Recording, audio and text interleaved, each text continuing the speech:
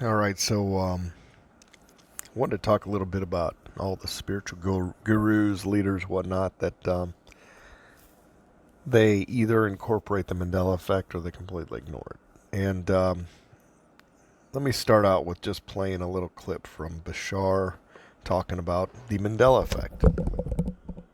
You're changing your present, you're changing your past. Because if you look at it from the space-time concept of continuity, if you change who you are as a person in the present, in a sense, you had to have had a different past to have become that person. That's the way it works in physical reality. So when you change your present, you are actually changing your past as well. You have a different history. Now, you may create it so that you don't remember another history, or you can create it so that you might actually have hints of the history that you used to have before you changed. This is starting to show some of the breakdown in space-time. I'm not saying this is always the case, but some people have recognized this as a phenomenon that they have referred to as the Mandela Effect, where some people are remembering a different situation than others who shared the situation with them. And they're both right. They both have a completely different memory, aside from the fact that sometimes we just don't remember things. That's true too. But in some cases, people are very, very clear that they remember something in a certain way, and others are very clear that they remember it completely differently, and both are true, because both are representative of different parallel pasts. Yet they're still agreeing to share a common present, but have the difference of view. So they remember a different past line before they agreed to create this present together. So these kinds of things show the flexibility and breakdown of time and space in our consciousness as we become more aware that we are these multidimensional beings shoving ourselves down into a box to pretend that we're not. But that box is now leaking. And so we're starting to get glimpses of the parallel realities we're using to create the timelines we experience and how we can have more autonomous conscious control over which frames actually experience from this.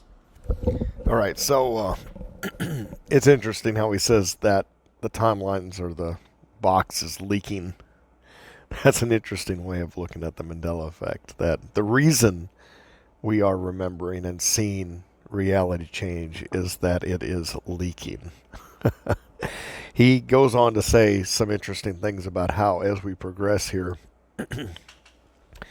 he talks about us like putting out these vibrations, and we've got like these channels that we're in. We're like surrounded by glass walls that are vibrating back to us. So while we can share physical space with other people, more and more as we move along, we will be in our own reality, and some people that are not radiating that same vibration that we are wanting to be on will eventually become less and less a part of our life. Like they will be on their own reality stream.